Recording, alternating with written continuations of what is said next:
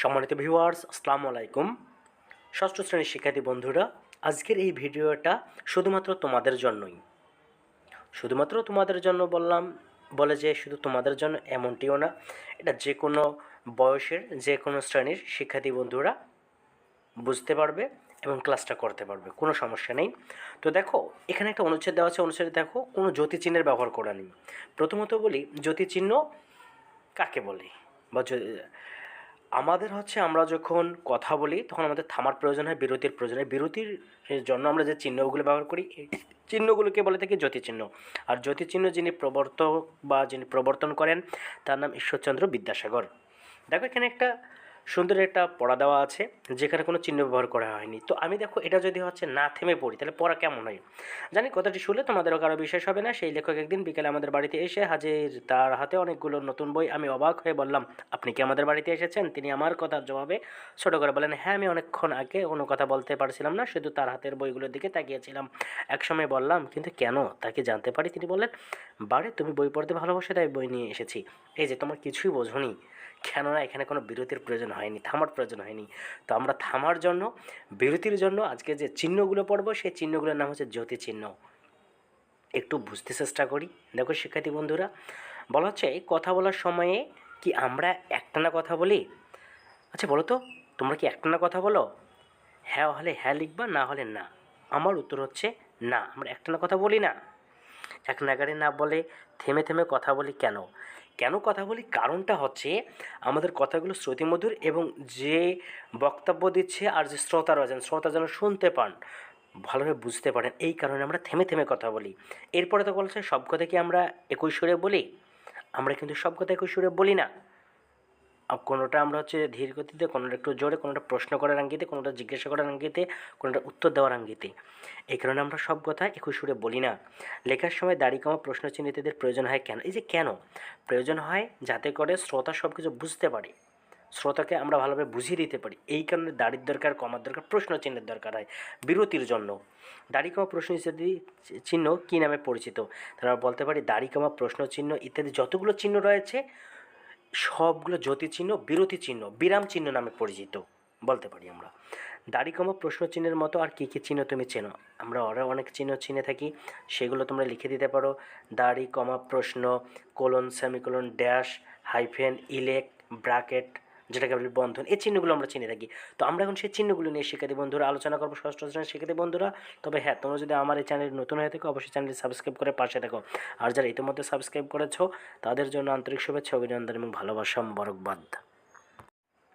দেখো, প্রথমে আমরা আসি জ্যোতিচিহ্ন কাকে বলি এই সংজ্ঞাটা নিয়ে। আমি বলতে পারি, মুখের কথাকে লিখিত রূপ দেওয়ার সময়ে কম বেশি থামা বোঝাতে যেসব চিহ্ন ব্যবহৃত হয় সেগুলোকে জ্যোতিচিহ্ন বলে। বক্তব্যকে স্পষ্ট করতেও কিছু জ্যোতিচিহ্ন ব্যবহৃত হয়ে থাকে।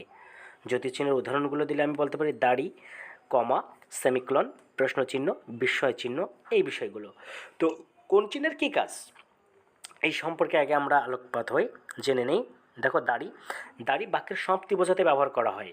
যেমন দেখো, বললাম সে খেলার মাঠ থেকে বাড়ি ফিরল। এই যে ফিরল, এখানে একটা দাড়ি দিলাম, আমার সমাপ্তি বোঝাচ্ছে, বক্তার কথাকে সমাপ্ত বোঝাচ্ছে। দুই, কমা, একটু বিরতি বোঝাতে কমা ব্যবহার করা হয়। কীরকম? আমার পছন্দের ফুল গোলাপ। শুধু যে গোলাপ তা না, দেখো গোলাপের পর বেলি, জুই আর হাসন। এই যে গোলাপের পর আমরা যখন একটু থামবো বিরতি, তখন কমা ব্যবহার হয়ে যায়, বেলির পর কমা ব্যবহার করতে হবে। এই বিষয়গুলোতে হচ্ছে কমার ব্যবহার, তার মানে একটু বিরতি বোঝাতে। সেমিকোলন, ঘনিষ্ঠভাবে সম্পর্ক আছে এমন দুটি বাক্যের মাঝখানে সেমিকোলনের ব্যবহার হয়। কীরকম?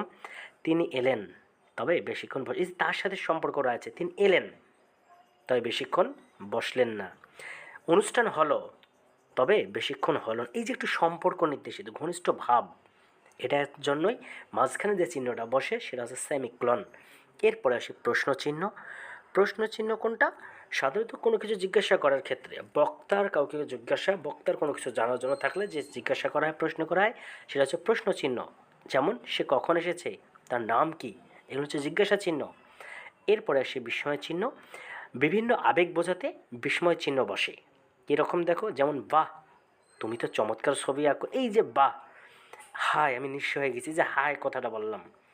আহা কি সুন্দর বাড়ি, এই যে আহা, আহার পরে যে চিহ্নটা ব্যবহার করব এগুলো হচ্ছে বিস্ময়ের চিহ্ন, আবেগসূচক, আশ্চর্যবোধক চিহ্ন। এরপরে আসি হাইফেন।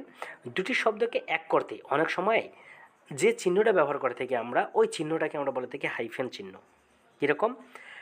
দুটো কিন্তু শব্দ আমরা একটু আলাদা করব, বা একটু আমরা মাঝখানে সময় নেব। ভালো মন্দ নিয়েই মানুষের জীবনে, যে ভালো মন্দ এর মাঝখানে যে চিহ্নটা বসলো, এই মাঝখানে যে চিহ্ন বসলো এটা হাইফেন। মা বাবা, ভাই বোন, দাদা দাদি, যে মাঝখানে যে চিহ্নগুলো আমরা ব্যবহার করে থাকি, এই চিহ্নগুলোকে বলা হয়ে থাকে হাইফেন চিহ্ন। এরপর সাথে দেখো ড্যাশ। এক বাক্যের ব্যাখ্যা পরের বাক্যে করা হলে দুই বাক্যের মাঝে যে চিহ্নটা বসে তাকে বলে ড্যাশ। যেমন, তিনি ভালো রাজা, যিনি প্রজাদের কথা সবসময় ভাবেন। এই যে তিনিই ভালো রাজা, যিনি, এর মাঝখানে যে চিহ্ন বসে এটা ড্যাশ। আমরা আরও বলতে পারি যে ভালো শিক্ষার্থী সে শিক্ষকদের কথা মেনে চলে। এই যে সে আগে যে চিহ্নটা বসাইলাম, এইটা আমার এখানে ড্যাশ চিহ্ন। এবার কোলন।